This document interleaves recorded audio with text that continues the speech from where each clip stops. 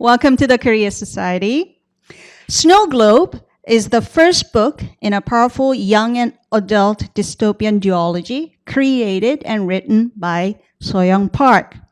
Originally published in Korea in 2020, Snowglobe was the winner of the Changbi Kakaopage Young Adult Novel Award.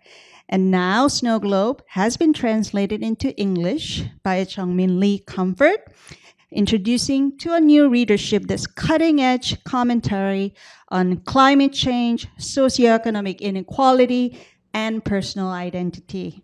Joining the author and the translator on stage tonight is Kat Cho, the New York Times and international best-selling author of the Kumio duology and Once Upon a K-Prom. Please welcome Soyoung Park, Joungmin Lee Comfort, and Kat Cho.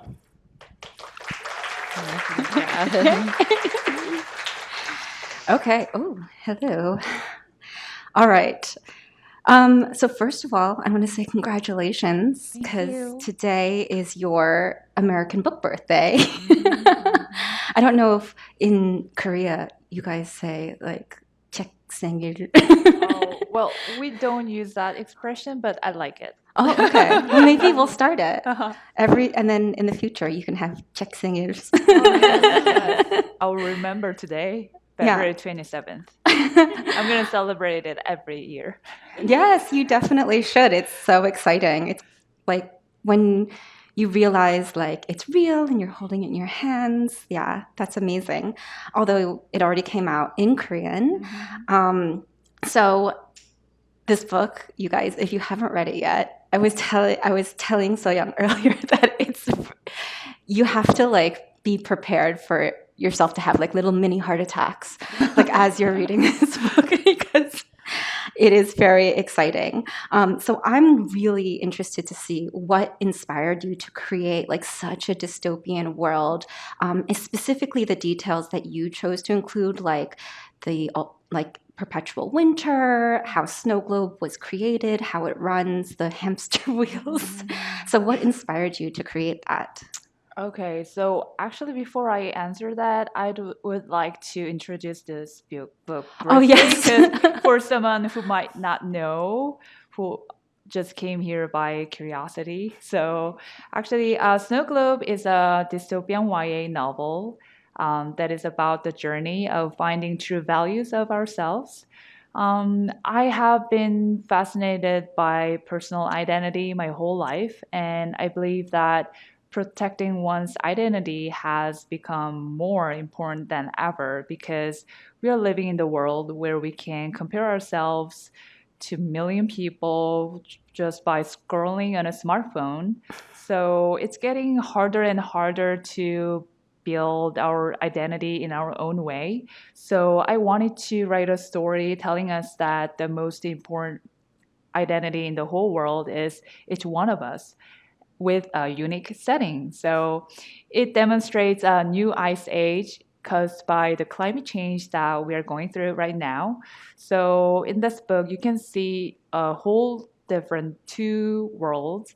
So most people live in the waste frozen land where they have to work at the power plant where you have to walk inside of a human-sized hamster wheel for 10 hours a day to generate electricity. And the only entertainment they can enjoy is the reality shows from Snowglobe. And Snowglobe is the only warm city in the whole world due to the geothermal heat and the giant dome. So you can enjoy 4 seasons inside of Snowglobe, and the residents there have everything: fame, fortune, well, above all, the safety from the brutal winter. So, in exchange, the residents' lives are broadcast to the world as reality shows for entertaining material for the people outside. And, well, like Kat said, I was so inspired by vlogs and social media at the time when I was shaping this world because we are already living in the world where people's lives become the most watched, entertainment that we enjoy in a daily basis. So I was curious, like, what if we keep going in this direction nonstop? So I imagined a future where the most important thing is watching others' lives and being a part of it to survive in a harsh condition. So that's how I came up with this story. And well, for about the social media, we are already living in the world where privacy has become new currency. So I believe that when you follow the journey of the main character, Chobahm, you would feel like, oh, this is not far from where we are. And you're gonna have some moments where you can think of your identity and where you can embrace yourself again the way you are. So please welcome to the journey of Chobahm. I definitely, so the hamster wheels like that people use to power, like Yeah. there's like little TVs that only turn on if you walk fast enough. And I used to go to a gym that like the TV would only work if you pedaled fast enough. And I was like, this is my nightmare. Like reading that part, I felt like it was like a drag specifically against me because sometimes I wouldn't go fast enough for the TV to stay on. Um, so the concept of everyone's focus in a dystopian world being on a single source of entertainment like a reality show felt actually like super parallel to what we all went through during the pandemic when stuff like TikTok became like super huge. And it wasn't just like the dancing or any of that. It was like people vlogging about their regular lives. So what do you think is the reason why in times of collective struggle, like we tend to find solace in watching the everyday lives of others? Well, I think first of all, it's free. Like we don't have to subscribe because it's all over there on online. And well, I think well, I believe that social media and vlogs and TikTok, everything on online, that content are a double-edged sword because it's for free and we can enjoy it at any time, anywhere, and we can be in one of them. But it easily turns into arrows that attack us because once we compare ourselves to the one we watch, because there are so many fabulous life on online, we can see like influencers, YouTubers, like trip to Paris, staying in a luxury hotel. So sometimes we get vicarious satisfaction from the videos that we are watching, but at the same time, we can feel like, oh, well, I'm the only one who is boring. Like, I'm the only one who is not special. Like, it makes us feel small. Mm-hmm. And this aspect plays exactly the same in the book because in Snowglobe, people, like I said, they have to work 10 hours a day, and the only entertainment they can have is the reality shows from Snowglobe. But well, so during the work, after work, they watch their favorite shows and favorite actors' lives to well escape from their burden of lives because their lives are so exhausting and so sweaty. So well, but they're not jealous of actors because they also witness the failures and, well, tragic accidents and heartbreaks of actors who are supposed to live dramatically to sustain the viewership to survive in Snowglobe. So people are like, well, you can call my life dull, but at least it's stable and I like it that way. So, and by watching the shows, they can imagine one day, well, I can be actor myself because the opportunity of being an actor is open to everyone through auditions. And sometimes they feel some kind of well, odd sense of peace because my life is stable and everything. So it has a double-edged, and it's the key of the balance in the world where, like, if the actors' lives were only beautiful, fabulous, and only happy, then people might have been so jealous and they might have been like, okay, let's, change the system or something. But it was a very perfect amount of balance. I totally agree because Yeah. who hasn't felt a sense of relief while watching reality TV? It depends on the genre too, but so much of it is superficial, right? So you can zone in and out and dip in and out without having to follow a script. And it gives you a sense of escape watching these crazy people doing wild things. And, you think to yourself, oh my God, I may not be rich or beautiful or famous, but at least I'm not her, Like, I think there's a little bit of that too, right? Yeah. I agree. I'm addicted to reality television. Like, I watch The Kardashians. I've been watching it since it was on first season. I just watched the finale. I don't know if anyone saw the finale of Real Housewives Salt Lake City. Thank you. Receipts, screenshots, proof. It's really good. If you watch one, you should watch that one. I'm going to check it out.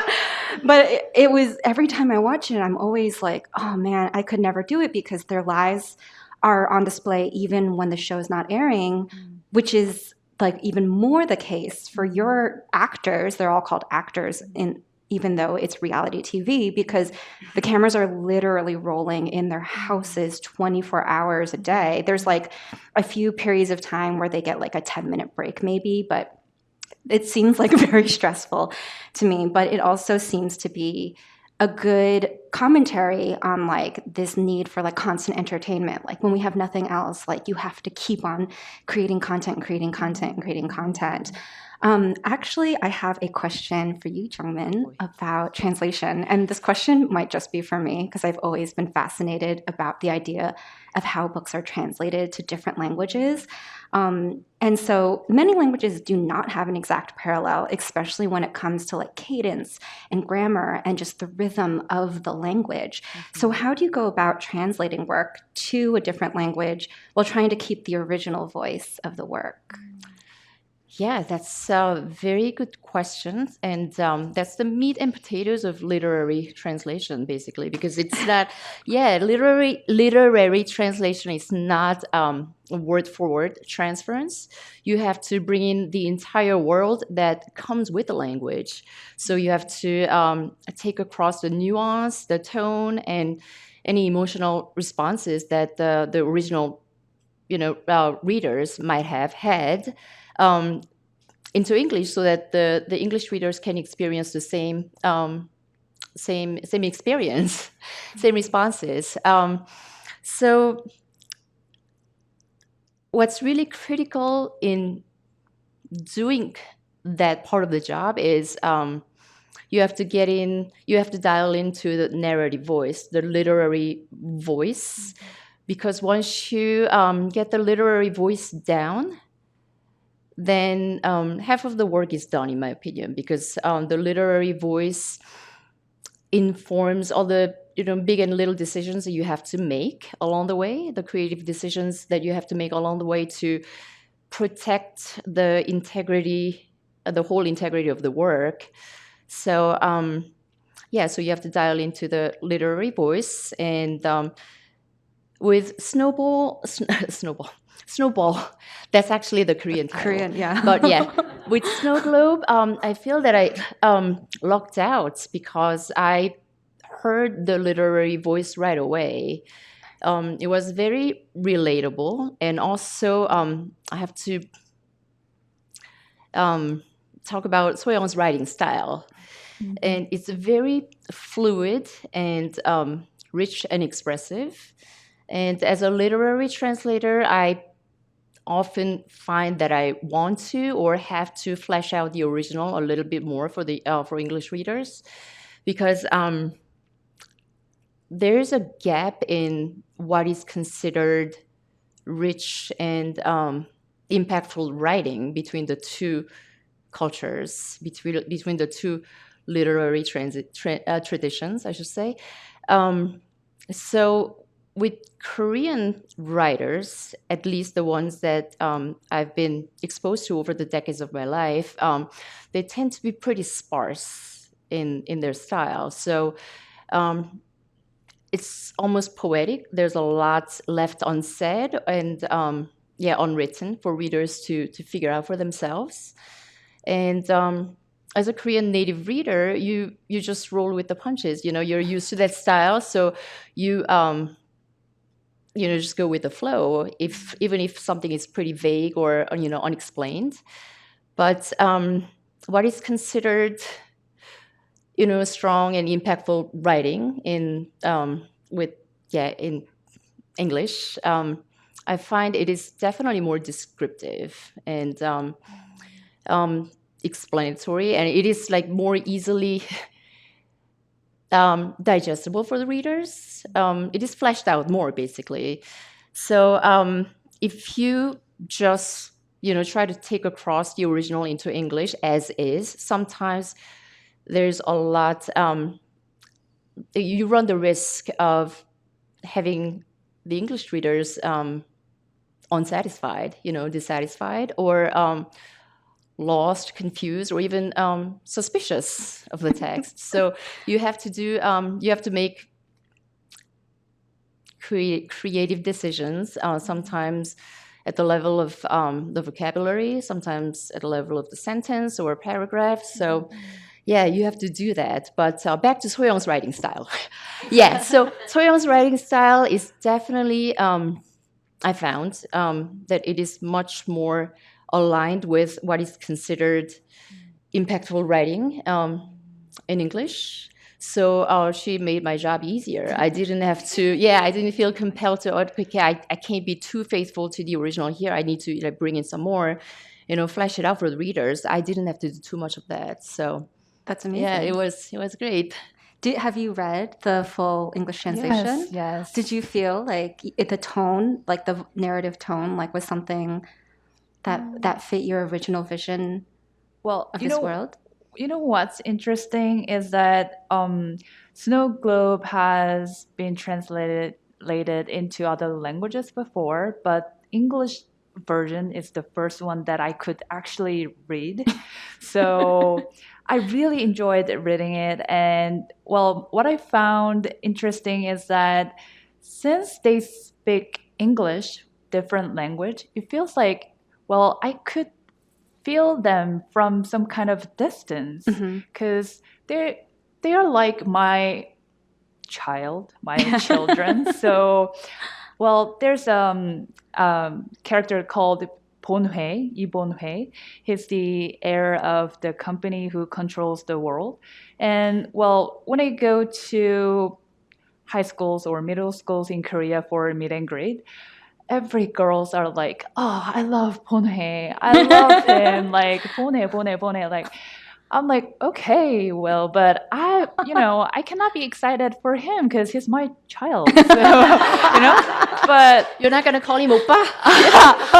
oh, He's like no way. 18. Yeah. So, but with English script, I felt like, okay, when is he coming back? Like, really, now I see it. That's great. I want to see him, like, because it felt so different. Like they have some kind of new layer of personality or something. So yeah, I really enjoyed reading it. I love that. I think that makes a lot of sense. And also kind of what you were saying about how the Korean literary tradition is more to like imply things and let the readers like fill in the blanks. I feel like you found a good medium with that. And it works really well in my mind for dystopian because there's so much in dystopian that is up to the imagination. Like it's what could go wrong? Like how could the world fall apart? And I think it's so much nicer when you give the reader space to kind of make their own implications. And then there's also the fact that Chobahm is not a reliable narrator, which is like a literary thing that we talk about a lot when it comes to thrillers or dystopians. And I love that because she's not she's Chobahm, right? But she's not, right? Because she's Haeri. So I think that is like such a great tool that both of you used, and it came together really well with Snowglobe. Thank you. Okay, so let's talk a little bit more about some of the shows, because there's one which I was like, okay, we're going there. And it's that even though you do include everyday reality shows like Haeri's and her family, so she's like a third generation reality star, there's also ones like where people kill each other. Like literally where it's like a thriller, and there's on screen active death.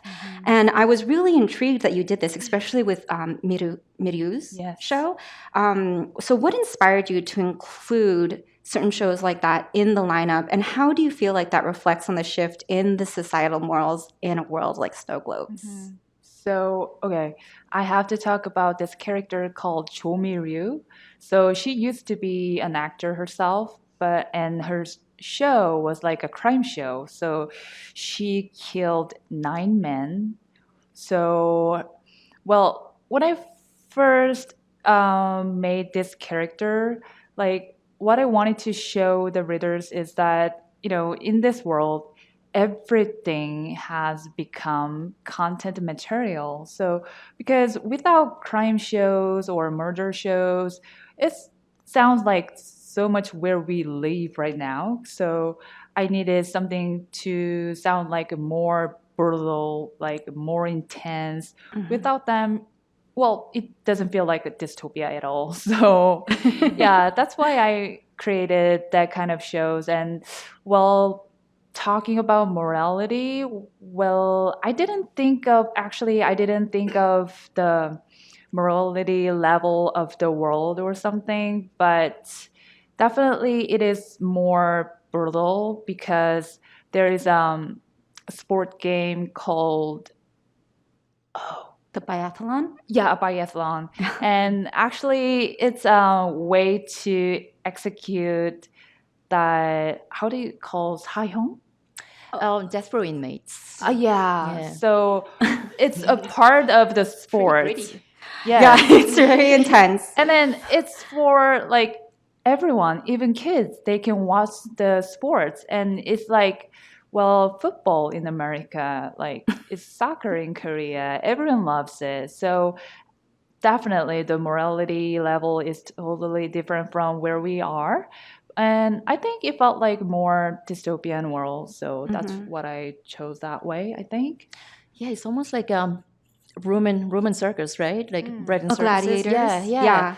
It's it can serve as a distraction from the real, from what is important in people's real life. I think it did a really good job of kind of showing the reader that in this world, for survival's sake, or for what they're told is survival's sake, the government or the Yibon like in corporation is the final word. And so people do not question. Like even when the scene where they're watching it, like Chobahm doesn't think like, oh, do they deserve it? She was like, well, he was sentenced to death, so of course he deserves to die. And it's this idea that like the people who control this world, they know what they're doing, and you should not question that authority, which I do think is a theme that does show up in this book as you go through it and as she develops more in her role. Actually, well, one of the purposes of the reality shows in this world is that it's for distraction. So people are obsessed with the reality shows and the celebrities of Snowglobe, so they don't have time to think about, well, why do I have to live like this? Why is there any other way that we can live better or something? So it's a great tool for distraction, for the reality, for the people. So yeah, that was a part of it too. Definitely. I think it was a tool used really well, a la like Hunger Games almost, like how they use the games to like control the people. I thought that was such a very good theme that you explored. Okay, so my next question, both of you can answer it because I would love to hear both of your answers for this. But many of the characters in Snow Globe kind of needed to make compromises or sacrifices to survive. So I think like what we would define them as is morally gray characters. But like, how do each of you kind of define a morally gray character, and what do you think is really important to keep in mind to make sure that they keep their humanity, even while they're making these bad decisions? Well, actually, what I like about Chobahm, the leading character, is that she's not imperfect. She makes morally wrong choices, and because when she was asked to be a stand-in for the most loved celebrity from the most watched reality show, she didn't hesitate. She chose to be someone else. It's like a ID theft. ID thief, like Oh, identity thief? yeah, kind of thing, right? Yeah. But she didn't feel guilty. She has self-justification for her choices. So, well, in my opinion, like many adventure stories require heroes and heroines, and they are normally good people, like with good qualities. They always make right choices, and they are always very brave. So I wanted to create something different. So that's why I made her like imperfect. And this is not because she is young nor she was naive, because she has a big desire to be someone special, someone distinct, and that desire blinds her, and that provides her self-justification. And I think in that way, she became like a multi-dimensional character, and that's what I really enjoyed about like writing about Chobahm. Actually, yes. yeah. That makes sense. What do you think about Chobahm? Yeah, she's a great character for sure. She's a dreamer and a striver, and most of us are engaged in this good fight, trying to better our position in life, and we can all relate to that. And upward mobility. She makes some decisions, and you can't. I mean, I don't know. I can't see myself making the same decisions because, of course, I'm a 47-year-old woman, and she's only 17. She's like 17. Yeah. But so on a human level, you can totally relate to her and to her decisions. And as Soyoung said, she contains multitude, and she's real, and sometimes disappointingly so, and that's what makes her all the more compelling. But yeah, would I have made the same decisions? That's a really good question. So I have to think about it. Well, actually, that's the perfect segue because I was going to ask you both if you thought you would survive in Snow Globe. Well, actually, in Korea, I have been asked many times that would you rather be an actor or would you be the power plant worker for your whole life? And well, my choice is the worker of outside. Oh, For okay. definitely, because well, even though I can enjoy wealthy life inside of Snow Globe, I wouldn't choose that life because I take privacy so seriously. That's why I don't post any photos in my Instagram. I'm kind of a mysterious person, so I want to keep my privacy secret. So yeah, so what I want to do is like I want to live in the outside and then just making stories. Still, I'm gonna make fictional stories about the celebrities from the show. Like I can make what if Haeri goes out with this guy? Like fictional stories and then share them with my people in the town. Then that would be a great life, I guess. I agree. As for me, to be like completely honest with myself, I don't think I'm too chicken to put my identity and my inner nature on the line to do the things that she did for her loved ones. I think I would need a lot more nudging than she received in the book to make the leap, that she made. I feel like I would do it. Yeah, Yes. I think you guys are both doing amazingly. Oh, thank you so much. I would do it and then I'd regret it. Like I know myself. Like I had a YouTube channel and I did like little vlogs, and then like a year later I was like, oh no, these can't exist on the internet. But I think like I liked the fact that there were some actors who were like bit players. So maybe like that would be a good compromise, because then you could just be a taxi driver in like the show, Yes. and then you wouldn't have to be completely on. Right? Yeah. But those are a few lucky ones. That's true. That's true. And they don't necessarily survive, right? They Yeah. Oh, don't Yeah. spoiler alert.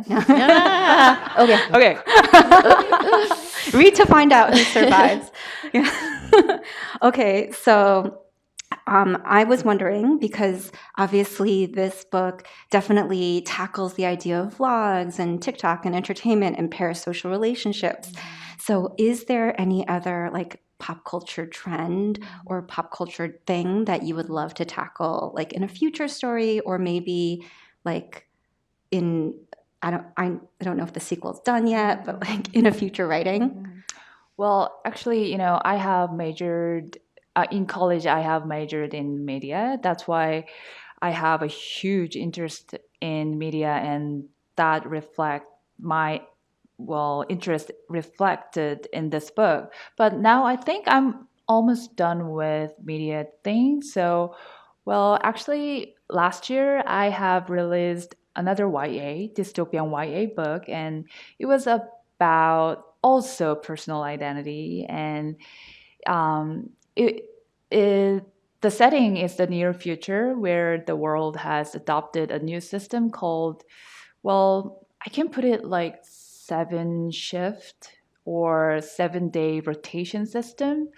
So in that world, only one of every 7 body can survive. So it means that you form a group of 7 body mates, and then you share one body for each day.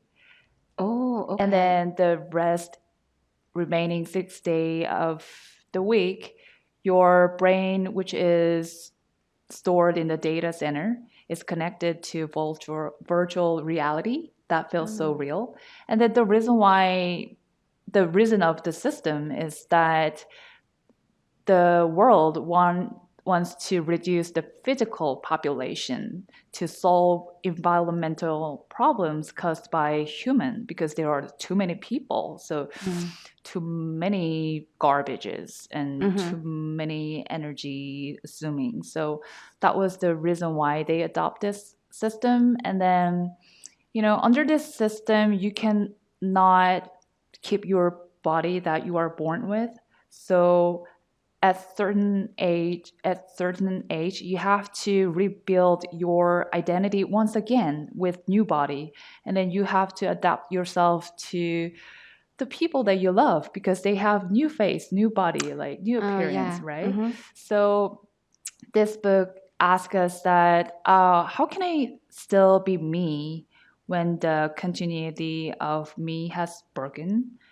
And then the answer of the book is that the people we love, and the people who remember us, can affirm us that I am still me no matter what I am going through. And so this book talks about every aspect of love, including bad and destructive ones.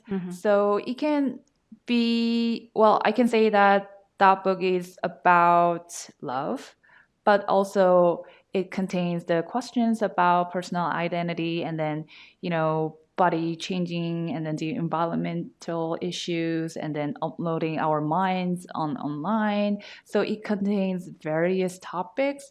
And yeah, so I'm still working on that kind of book that you can taste every bit of the world. So that's what I'm gonna do, and that's what I do right now. That's fascinating and terrifying at the same time, which is in line with Snowglobe, to be fair. Okay, so I'm going to ask you one more question, and then we're going to go to audience questions. So everyone think of a good question, and then the best question can go into Snowglobe. I'm just kidding. But okay, so since like this is your debut in the United States market, I would just love to hear a little bit about, we touched on a little bit, but how you got inspired to become a writer, your journey into it, and just like what you love so much about writing. Okay, so actually, I can talk about it all night long, but you guys must be busy, so let's make it short. Oh, actually, I wanted to be a writer since when I was in middle school. And at the time, I was an ambitious girl, like a Chobahm. So my dream was becoming a worldwide best-selling novelist. Because at the time, I didn't experience any failure, so I didn't know that life is this hard. And then after I faced some realities, I was like, okay, well, let's stick to the reality. And then I became the king of detour because there was such a long journey of becoming writer. And then anyway, so at some point, I decided to be a writer finally. So I quit my job without any book contract waiting for me. Oh, wow. So I just went to a cafe with my laptop every day, just, daydreaming, writing, revising, and, struggling, facing hazards, like facing rejections, and just like every writers do. But the only difference was that I wasn't paid by what I was doing. So there were so many days that I felt like, oh my God, I was too reckless. I shouldn't have done this. Like, what have I done? But I felt like I have grown because before I decided to be a writer, finally, I was like so afraid because I didn't believe in myself. I didn't believe in my potential. That's why I didn't write anything at all in my until mid 20s, even though I wanted to be a writer. So, for a long time, even though I wasn't paid, but I wrote every day, and that's how I could be here right now, here with you guys. So I'm so glad. And actually, like I said, my dream was being a worldwide best-selling novelist. It didn't mean that I wanted to be that famous or that rich. I just wanted to share the good things of imagination with people as many as possible because I know imagination makes us happy. Yeah. Stories make us happy. Everybody needs the power of imagination in their lives. So that's why I wanted to be a big writer. And Korea is such a small country, and we don't have a lot of population. So there was a time that I wanted to write novels in English so that I can, make my dreams come true. Mm-hmm. That's why I came to America when I was in high school as a foreign exchange student. But anyway, I wrote novels in Korean and it translated into English. And so anyone who could read English can read it right now. So, it feels like my dreams are truly coming true right now at this very moment. So I'm very happy and I feel so privileged. That's amazing. Yeah, it's just the beginning. Yes. That's great. Okay, so now we can take audience questions. Do you guys have any questions? Yes.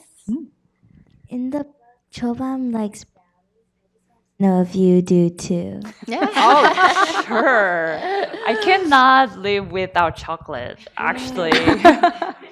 That's why when I wrote that brownie part, it was my subconscious was writing it. Like, yeah, I love sweets so much. You are what you eat. Oh, I heard a story once from this author who she wrote a character that loved baking, and so then her readers started bringing her baked goods, and I was like, that's a thing. I was like, I should write like candy and Right. ice cream and all this stuff into my books, and then readers will bring me candy. So maybe people will bring you brownies. Yay. Walnuts. Any other questions? Yes. Soyoung, congrats on your accomplishments so far and your book being released in English. My question is, obviously, media content is a big theme in your book. What are some of your own film and television inspirations? Oh, I didn't get you. What are some film and TV that has inspired you? Oh, okay. Yes, that's a good question, Mark. By the way, he's my friend. Many people compare Snowglobe to the Hunger Games or Squid Game, Parasite, well, many other great content, but surprisingly and interestingly, the Truman Show, the movie, isn't mentioned that much because actually, when I am done with shaping this world, I was like, wait, isn't it like the Truman Show? It is. So I had to watch the movie all over again ever since middle school. And I don't need to, mention that how great movie it is. And after I watched it, I was so relieved that, it has a totally different universe from the Truman Show. And still, I'm not sure which life is much more miserable or heartbreaking, like the Trumans or the Haeris in Snowglobe. Well, He doesn't know. Until he knows, his life is fine. Spoiler alert. No. So Oh, can sorry. I talk more about them anyway? So please welcome to dive into this story and have great discussion with me, whose life is much more heartbreaking. Yeah. We'll have your publisher start a poll. Oh, that's a great one. Anybody else? Oh, yes. Yeah. I'm very excited to read this book. So you mentioned that you have made visits to middle schools and high schools in Korea, and I'm just curious about how your book has been received there, and also wondering if you can say a little something about YA dystopian fiction in Korea. Oh, so you wanted to know like how's like dystopian novels in Korea right now? Yes, and also how your book has gone over with students. Oh, yes. Oh, so Snowglobe was released in 2020. And after that, I have met a lot of young readers in Korea. And they were so passionate about this story because every time I go to school, like I get so many questions from them, and it doesn't surprise only me, it surprises their teachers because they don't usually ask questions during class. But they keep asking questions about the story, and then I know that teenagers don't pretend to be interested when they are not, so I know that they genuinely enjoyed the story. And then it's got a lot of passionate reactions from diverse groups, like I said, like the readers and then the foreign publishers. So it's been in the process of translation into 10 languages now, so it's ready to meet global readers. And then also we have contract with the series. CJ, which is the top tier media company, production company in Korea, has adopted this as a series.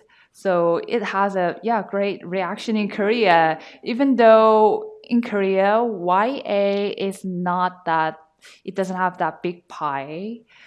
Well, actually, in 2020, when it was published, people wasn't familiar with the expression YA. But now people are getting to know what it is. And then Well, Korean readers already enjoyed YA before, like the Hunger Games series and the Maze Runner series. They just didn't know that it's called YA. So yes, YA is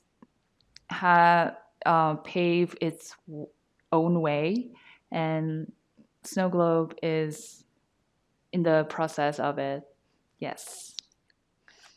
I just have a quick observation just about YA and dystopia.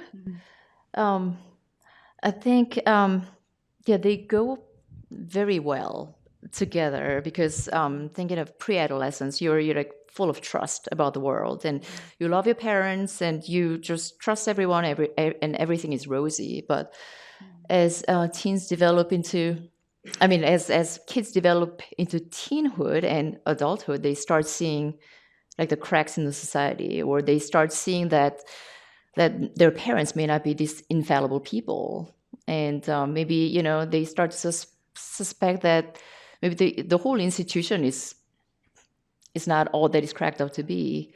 So yeah, I think dystopia and not YA Yeah, go well hand in hand. it makes a lot of sense. Yeah. Questioning authority. Right? Yeah, exactly. Yeah, simply put, It's a very teenage thing to do. Yes. You mentioned that if you were to work in the power plant, you would write fan fiction for all of your friends and family. So I wanted to know if Korean teens have created a fan fiction universe that you follow at all, or if there are characters whose storylines you would love to see continued in the fan fiction realm. From Snow Globe. You mean the characters from Snow Globe? Well, actually, there might be a chance that you can. Well, it's a duology. So there's a book 2. It's coming spring 2025, and then actually that's the end of the story. But right now we are thinking about writing one more book. It could be like a prequel or sequel, like spin-off. We hasn't decided, but there might be a chance for us to. Thank you. Sheesh. Okay, yeah. There's a chance for us to enjoy one more book of this world, and well, I hope that there are fan fictions of this by readers. I cannot wait to read them. Well, I haven't discovered so far, but I think there might be some. Yeah. There's a good like ensemble cast, so there's a lot of material for people. I want to know like Cooper's like original story. Oh, That's what I would want to know. Right. Yeah. Okay. We have time for one last question. So I was more kind of obviously fascinated about the book in general.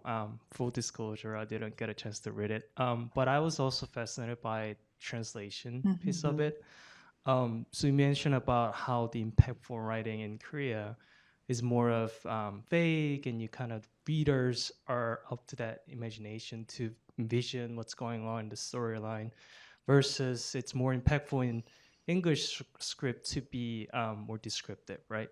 And I see the difference even in like Netflix. If I were to watch it, I usually put on captions for Korean shows too, and sometimes I get more information from reading English captions than what they say in the shows themselves. I don't know if anyone noticed, but so in that regards, do you really like how to kind of translate in that pressure of like you're giving more information sometimes, and the information that you thought to be true to the author's narrative, but then maybe it doesn't turn out to be that way?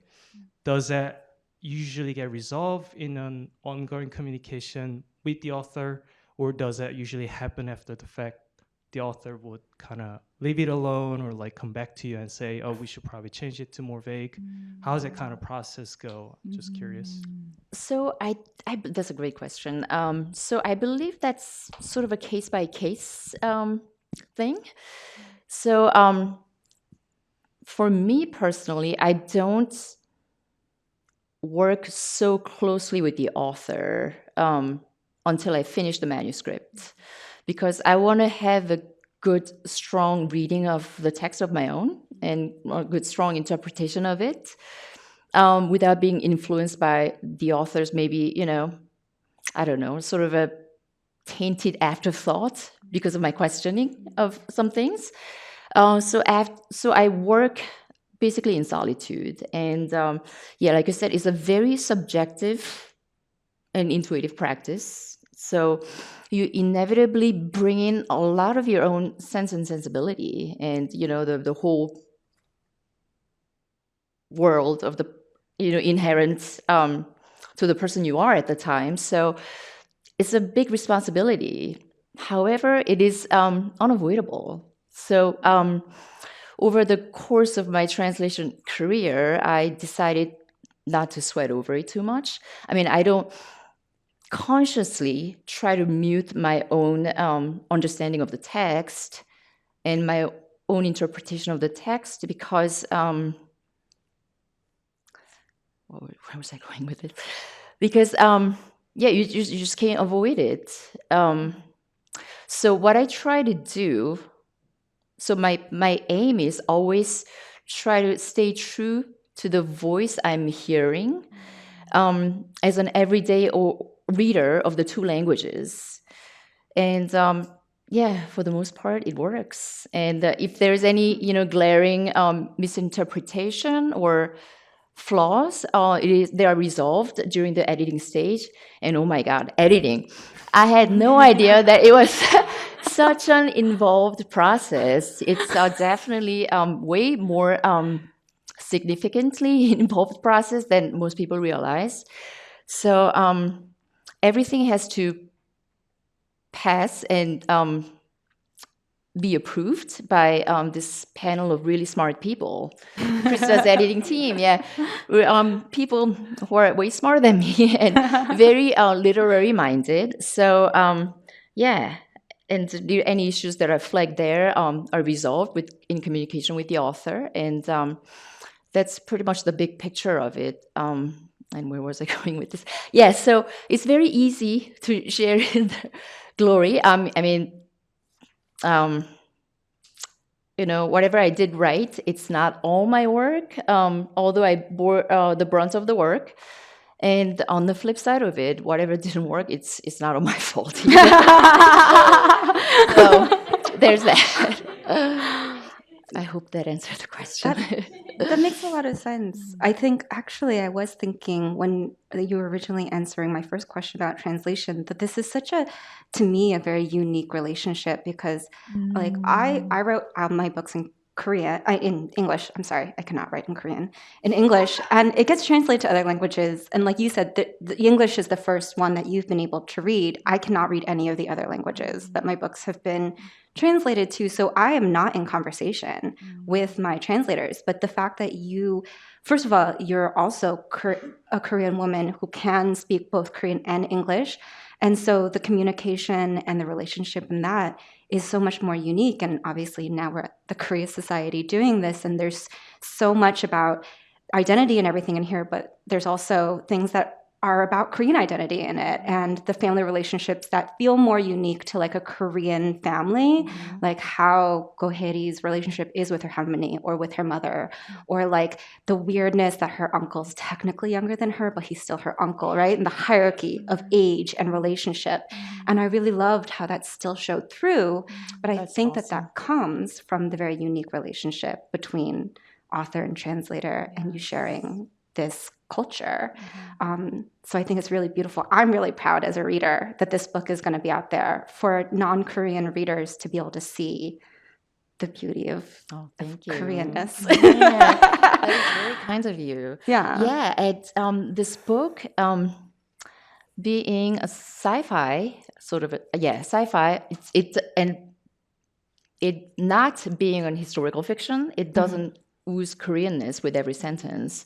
However, there are enough sprinkles of Korean cultural elements throughout the book that reminds you that this is actually based in Korea. I mean, this is from Korea, from a different culture. So therefore, it has something new and different to say and to show, although it's like translated into English. And I enjoyed those elements very much because I got nostalgic and and also it was those sprinkles of Korean elements really give a more intimate glimpses into the everyday Korean society for those people who may only be familiar with K-pop. Like the cohesiveness of the society and maybe the collectivist culture and the importance of being polite and respectful and all those things, or a sense of community. Like all those things are rolled into the text. So. Okay, so just to end it, because I know we're running a little bit over, I have one last question for you. Yes. Is when people read this book, what's one thing you would love for them to take away from it when they finish reading it? Fun to read. Oh, that's perfect. Yes. Yeah. Well, of course, it has many questions that you can think of. And I don't think this is just for fun. But it has like a multi-layer of stories. But if I have to choose only one thing from this book, I want you to enjoy reading the story and following the journey of Chobahm. That's all I want from you. Perfect. Thank you. Yeah.